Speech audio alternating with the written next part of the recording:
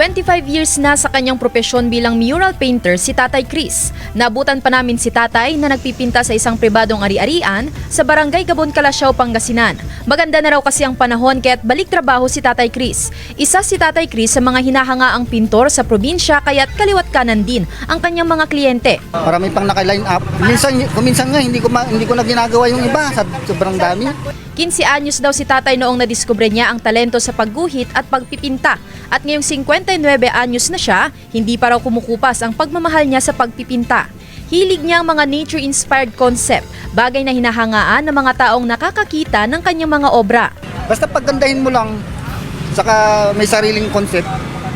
Hindi yung pag sinabi nilang ganito ang gusto nila, mangyayari, ikaw na magpaganda.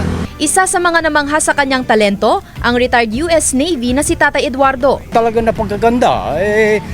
Nakita ko yung mga ipininta niya sa mga eskwelahan. Dahil sa kanyang passion sa sining, napagtapos niya ang anak sa kolehiyo na nagtatrabaho ngayon sa ibang bansa bilang nurse. Para sa kanya, isang malaking biyaya ang kanyang talento na bread and butter niya sa mahigit 2 dekada. Nagpapasalamat ako sa Diyos na binigyan akong ganitong talento. Yun ang number 1 talaga sa Diyos. Kasama si Henry Duminsil, Sandy Salvacio.